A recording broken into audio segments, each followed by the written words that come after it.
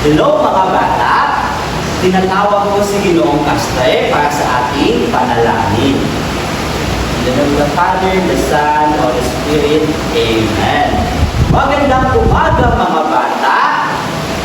Okay, mahusay.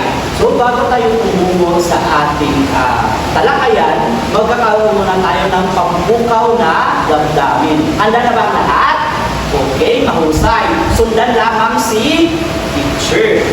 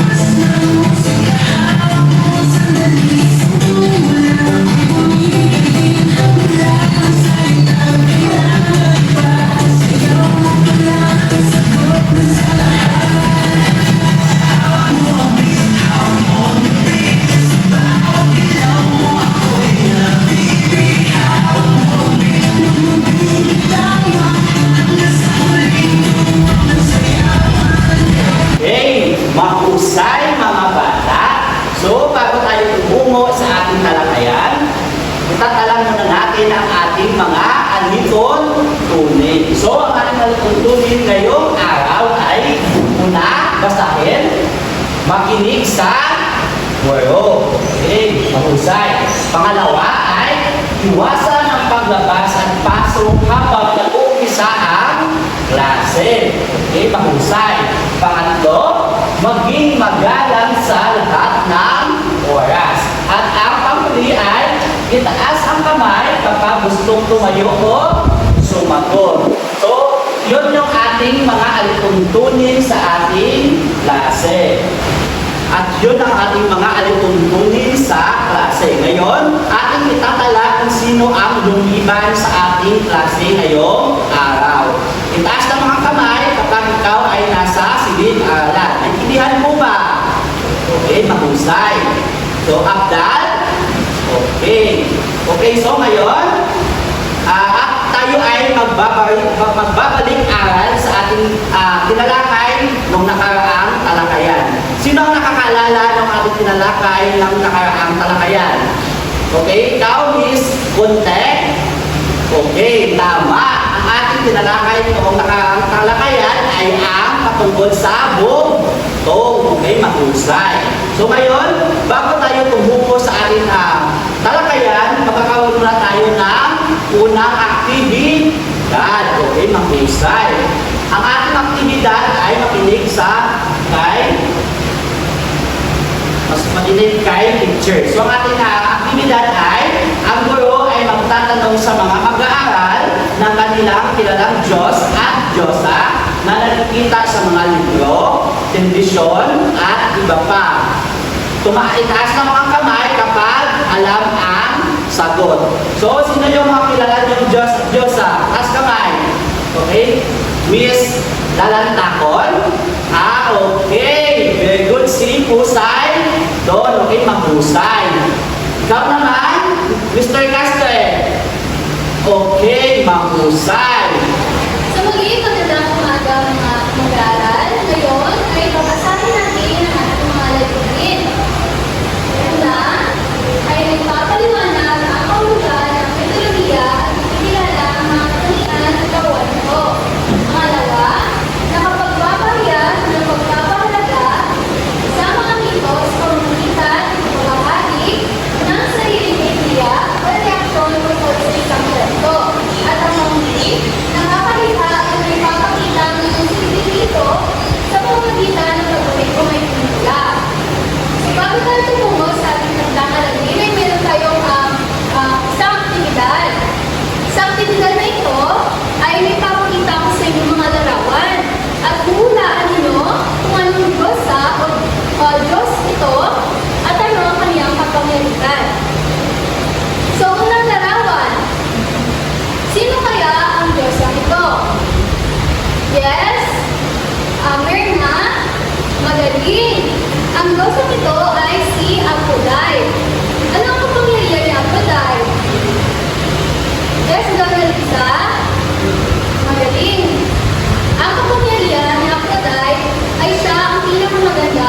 mabuting diyosa sa mundo.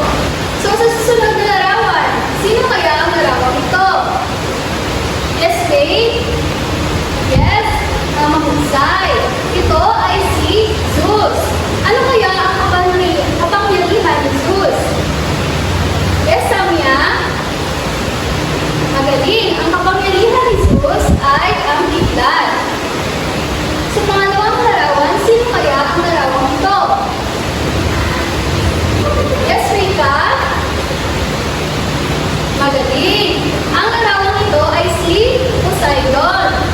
Si Poseidon ay nakatira sa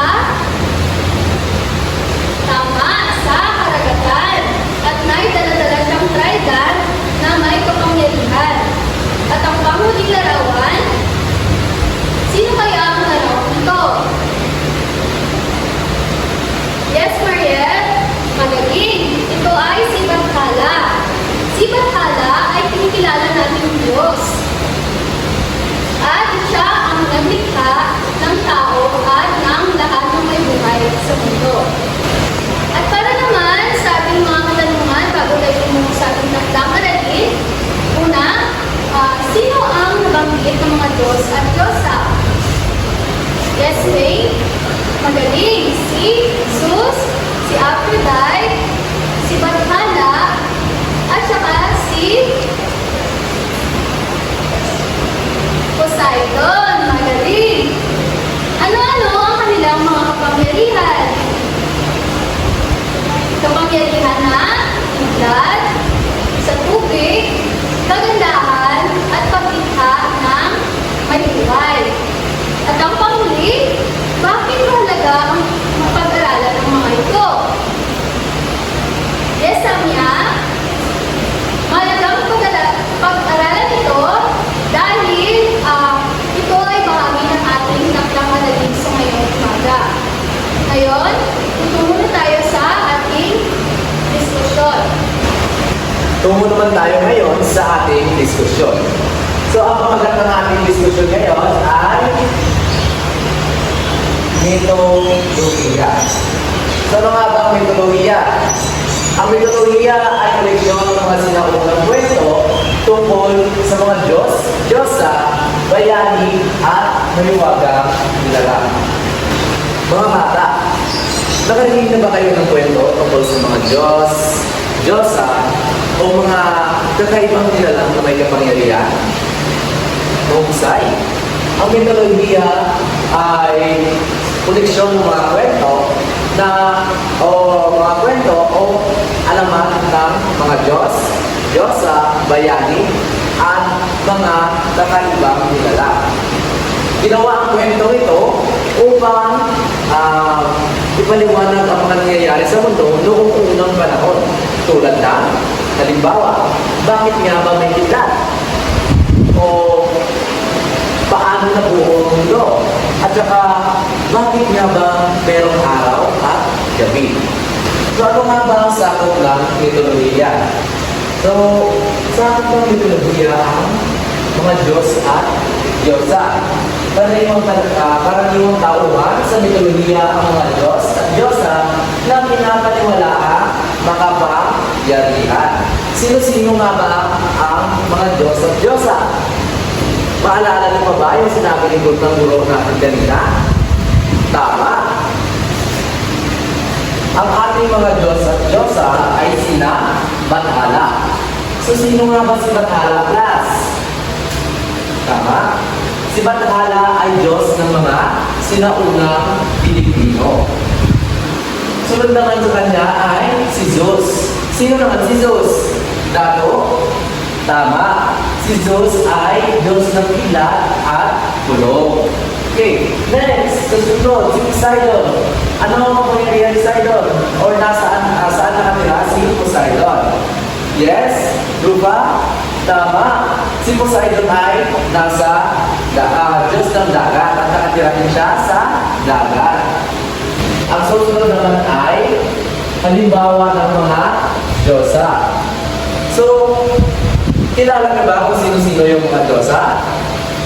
Tama. Ito sila ang mga Diyosa. Una, si Athena. Sino nga ba si Athena? Yes, Mariel. Mahusay. Si Athena ay Diyos ng karunungan. Susunod, si Aphrodite. Tama. Sino nga ba si Aphrodite? Yes, tama. Si Aphrodite ay Diyosa ng pag-ibig at kagandahan. Susunod, si Hera. Sino si Hera, class? Yes, Anggi? Tama. Si Hera ay Diyosa ng pamilya at kasal. Ngayon, dahil nabanggit na natin ang mga Diyos at Diyosa, meron akong isang maikling kwentong babasahin sa inyo. Ang kwentong ito ay may pamagat na ang kwento ni Bathala. So, kinikla sa akin, noong unang panahon, si Bathala ang kinilalang pinakamakapangyarihang Diyos ng mga sinaunang Pilipino. Siya ay sinasabing nilikha ng mundo, kalangitan at mga tao. Mabuti at makapangyarihan si Bathala, kung kaya siya ang ikinagalang ng lahat. Ayon sa mito, si Bathala ang nagbibigay ng ulan upang magkaroon ng manalim at pagkain ang mga tao. Kapag may bagyo at bulong, naniniwala noon ang mga sinaunang Pilipino na ipinapakita ni Bathala ang kanyang kapangyarihan. Pagpapikon natin ngayong araw, nakinig bang lahat? Mahusay. Dahil nakinig ang lahat, meron akong isang katanungan o mga katanungan. Sino nga ba si Bathala? This way? Tama. Si Bathala ay ang Diyos ng mga sinaunang Pilipino. Ngayon, isang tanong. Para sa iyo, Mariel, tama? Sige, Mariel. Ano nga ba ang kapangyarihan ni Zeus? Tama, si Zeus ay may kapangyarihan kuryente o yung tulo at tigla. So yun lamang ngayong araw. Maraming salamat. Ayun! Mga bata! Nakinig ba ang lahat? Ulit na, nakinig ba ang lahat, mga bata? Okay, ganun. Handa na ba kayo sa ating bagong aktibidad? Okay, ang gagawin natin ngayon, hatiin ko kayo sa tatlong grupo. Ito, dito, may ang pangkat, unang pangkat, dito naman yung pangalawang pangkat, at dito naman yung pangatlong pangkat. Bawat pangkat ay pipili ng mga Diyos o Diyosa na inyong nais na gagawa kayo ng role play. Pili kayo ng mga Diyos o Diyosa na nais ninyong piliin. At ang gagawin nyo ay gagawa nyo sila ng maikling tula sa kung anong nais ninyong gawin. Okay mga bata? Okay, sa palagay ko, handa na kayo. Bibigyan ko kayo na 5 minuto para sa inyong preparasyon. Naintindihan? Okay. Sa palagay ko, handa na kayo mga bata? Okay. Magaling. Magaling kasi handa na kayo. Okay, palakpakan natin ang ating mga sarili mga bata. Bigyan natin ang sarili natin na 5 palakpak. Okay, sabayan si teacher. 1, 2, 3, 4, 5. Yay! Magaling, magaling. Okay. Ngayon, para sumat natin ang inyong mga alaman at ang inyong mga nalaman sa aking tupiko, meron ako inihandang balokon na inyong sasagutin. Okay, una ay kumuha muna kayo ng inyong mga papel. May mga papel ba kayong mga bata? Okay, sige. Handa na yung mga papel dahil ang gagawin natin ay meron akong mga katanungan at ito ang pumili kayo ng titik ng tamang sagot sa nasa tingin ninyo ay tama. Okay mga bata, titik lamang ang isulat sa inyong mga papel. Okay? Unang katanungan, ano ang mitolohiya? Okay, ulit, ano ang mitolohiya? A. Balita tungkol sa kasalukuyan. B. B. Koleksyon ng mga kwento tungkol sa Diyos at Diyosa. C. Kwento tungkol sa siyensya. At letter B. Tula tungkol sa kalikasan. Okay, nakasagot na ba mga bata?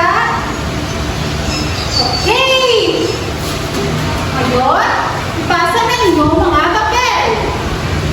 Hinay-hinay lang mga bata. Okay, nandito na ang inyong mga sagot at papel sa akin. Ngayon, ang gagawin naman natin ay kumuha kayo ng inyong kwaderno sapagkat ang gagawin natin ay meron ako takdangan dali na ipapagawa sa inyo at ang gagawin ninyo ay maghanap kayo ng isang meto o mga Diyos-Diyosa na gusto ninyo at inyo itong hinahangaan at ipaliwanag ang meto o Diyos o Diyosa na pinili ninyo. Naintindihan ba mga bata? May sulat ba sa kwaderno? Okay! Ayun! Ang galing-galing mga bata! Okay, magsitayuan na kayo. Paano mga bata? Mag-ingat kayo sa